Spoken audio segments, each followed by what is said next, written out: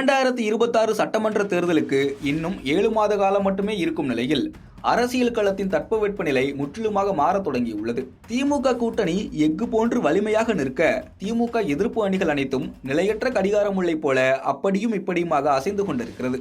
அதிலும் வெற்றியே இலக்கு என்று ஒன்றாக சேர்ந்த பாஜக அதிமுக கூட்டணியில் புது குழப்பம் உருவெடுத்துள்ளது. ஒரு பக்கம் ஓபிஎஸ் வெளியேறிய நிலையில் கேட் ஆன் தி வால் என்கிற கதையாக டிடிவி தினகரனின் நிலைப்பாடு மாறி இருப்பது அரசியல் களத்தில் கவனம் ஈர்த்துள்ளது. 2021ஆம் ஆண்டு தேமுதிக, எஸ்டிபிஐ உள்ளிட்ட கட்சிகளோடு கூட்டணி அமைத்து தனி அணியாக போட்டியிட்ட டிடிவி தோல்வியை சந்தித்தார்.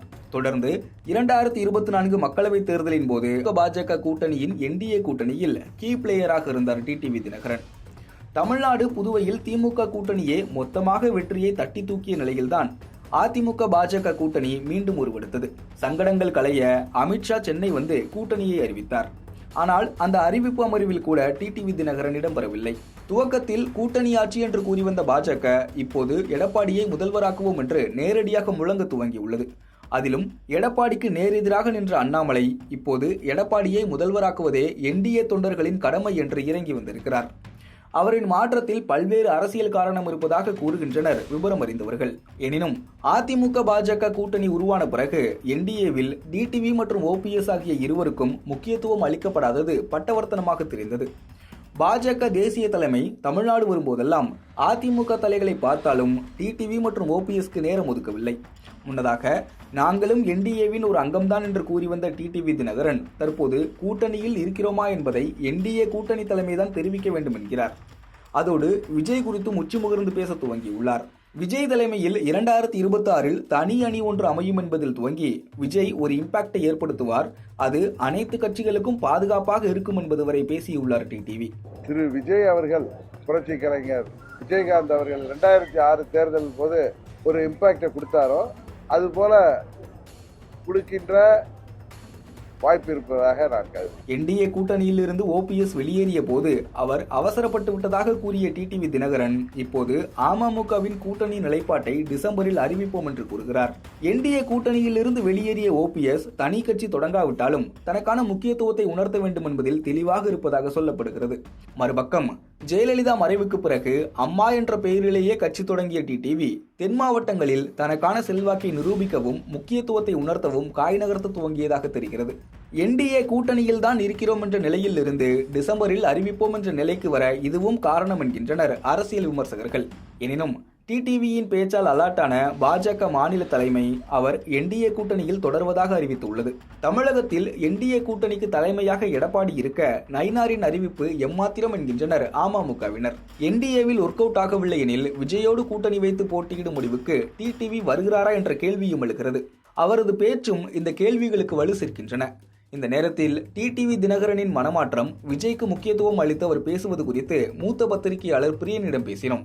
அப்போது என்டிஏ கூட்டணியில இருந்த டிடிவி வந்து இப்போ நாங்க கூட்டணியில இருக்கோமா இல்லையான்றதை என்டிஏ கூட்டணி தான் தலைமை தான் சொல்லணும்னு சொல்றாங்க. அது போக இந்த நேரத்துல விஜய் பத்தி அவர் அதிகமாக முக்கியத்துவம் கொடுக்குறாரு. விஜய் தலைமையில ஒரு தனி அணி அமையன்னு சொல்றாரு, ஒரு தாக்கத்தை உண்டாக்குவார்னு சொல்றாரு. அப்புறம் எங்க அமமுகவோட கூட்டணியை நாங்க டிசம்பர்ல அறிவிப்போம்னு நகர்ந்திருக்காரு. இந்த மாற்றத்தை எப்படி சார் பார்க்கலாம்? இந்த மாற்றம் வந்து தினகரனுக்கு இருக்கிற விரக்தியை பிரதிபலிக்கிற ஒரு நான் பார்க்குறேன். ஏன்னா அவரை பொறுத்த மட்டும் அவங்க தான் அறிவிக்கணும், நான் என்டிஏல இருக்கேனா இல்லையான்றதை என்டிஏ தலைமை தான் அறிவிக்கணும்னு அவர் சொல்கிறார்.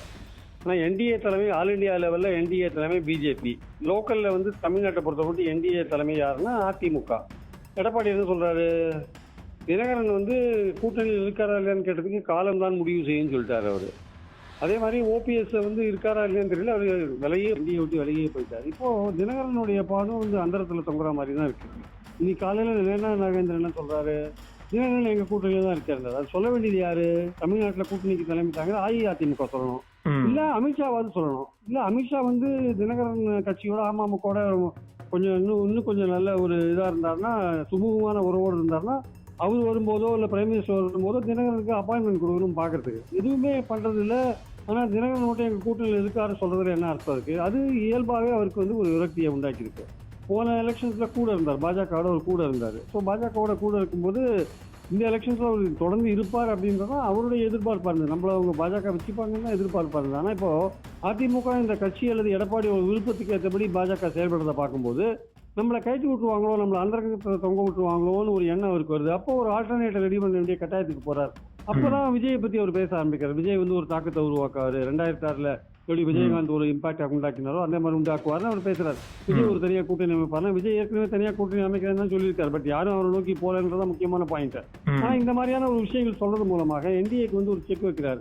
நீங்க இதே மாதிரி என்ன வந்து அந்தரங்கத்துல தொங்க விட்டுருந்தீங்கன்னா எனக்கு ஒரு ஆப்ஷன் இருக்கு அப்படின்னு அவர் ஒரு விஷயத்த வந்து காமிச்சுட்டே இருக்காரு. அதுதான் நான் இப்போ தினகரனுடைய ஸ்டாண்டை பொறுத்த மட்டும் என்னுடைய பார்வை அதுவாக தான் இருக்கு. ஸோ இது என்டிஏ தான் காரணம், அதுக்கு வந்து பாஜக தலைமை தான் காரணம். போன தேர்தலையே வந்து தினகரனோட தினகரன் அவங்க கூட இருந்திருக்காரு. அவரை வந்து அரவணைத்து கொண்டு போக வேண்டிய அவங்க இவராது ஓபிஎஸ்ஸாவது ஒரு கட்சி இல்லை தனி நிலவரன்னு கூட ஒதுக்கிடலாம். பட் அவர் ஒரு கட்சியோட போன வாட்டி இருந்திருக்காரு உங்க கூட. அப்போ அவரை நீங்க என்டிஏல இருக்காருன்னு ஒத்துக்க வைக்க வேண்டியது, எடப்பாடியை ஒத்துக்க வைக்க வேண்டியது பாஜகவுடைய கடமை. அதை விட்டுட்டு ஏதோ எடப்பாடி சொல்றாருன்றதுக்காக அவருடைய விருப்பத்துக்கு ஏற்ப நீங்க தினகரனை ஓரம் கட்டுறீங்க, இல்லை அலட்சியப்படுத்துறீங்க, இல்லை கண்டுக்காம இருக்கீங்க அப்படின்னா நிச்சயமாக ஒரு கட்சியின் தலைவர் வந்து அவர் தனக்கேற்ற ஒரு ஸ்டாண்டை வந்து எடுக்க வேண்டிய கட்டாயத்துக்கு அவர் தள்ளப்படுறாரு. ஆக்சுவலா அவருடைய அரசியல் எதிர்காலத்தை அவர் பார்க்க வேண்டிய கட்டாயத்துக்கு தள்ளப்படுறாரு அவரு. ஸோ அதனால நிச்சயமாக வந்து இந்த தினகரனோட இந்த ஸ்டாண்டுக்கு காரணம் பாஜக காட்டிய அலட்சியம். பாஜக காட்டிய அலட்சியம் காரணமாகத்தான் தினகரன் இந்த ஸ்டாண்டுக்கு வந்திருக்காரு. பாஜக வந்து தேவைக்கு அதிகமாக வந்து எடப்பாடிக்கு ஒரு முக்கியத்துவம் கொடுத்து அவரை வந்து எடப்பாடியோட பிரச்சனை என்னன்னா வந்து தினகரனோ ஓபிஎஸ்ஸோ எந்த விதத்திலும் வலுப்பெறக்கூடாது, அரசியல் ரீதியா வலுப்பெற்றா அது அவருக்கு பிரச்சனை. அதனால வந்து இபிஎஸ் என்ன பண்றாரு, அவங்க வரவே கூடாது கூட்டணிக்குன்னு அவர் அவங்க அரசியல் ரீதியா எப்படி ஓரங்கட்ட முடியுமோ அதுக்கான முயற்சியில் இறங்கியிருக்காரு. அந்த முயற்சிக்கு வந்து பாஜகவும் துணை போகுதுன்னா தினகரன் கண்டிப்பா அவருக்கு கொஞ்சம் கோபம் வருமா வராதா? அதோட விளைவு தான் இன்னைக்கு வந்து நாங்கள் டிசம்பர்ல தான் முடிவு பண்ணுவோம்னு சொல்லிட்டாரு அவர். ஆக்சுவலா அப்போ என்டிஏல இருந்து ஓபிஎஸ் என்கிற தனி மருதனும் போயிட்டாரு, தினகரன் என்கிற கட்சியும் வந்து இப்போ என்டிஏல இல்லை. இனிமேலும் என்டிஏல இருக்கும்னு அவங்க சொல்லிட்டாங்கன்னா அது இபிஎஸ் சொன்னாலும் உறுதியாகுமே தவிர நாகேந்திரன் சொன்னாலோ எல்லாம் உறுதியாகாது. இல்லை அமித்ஷா வந்து சொல்லணும் எங்க கூட்டணியில் அவர் இருக்கார் அப்படின்னு. அது மாதிரி சொல்லாத பட்சத்தில் வந்து நிச்சயமாக தினகரன் வந்து அவருடைய எதிர்காலத்தை பார்க்கறதுக்காக அவர் ஒரு தனிப்பட்ட முடிவு எடுத்துக்கொண்டு போவார். அதற்கான தொடக்கமாக தான் இன்னைக்கு அவர் பேசியிருக்கிறத நான் பார்க்குறேன். ஓகேங்க சார், நன்றிங்க சார், விரிவான கருத்துக்கு நன்றி. தேங்க்யூ. Thank you sir.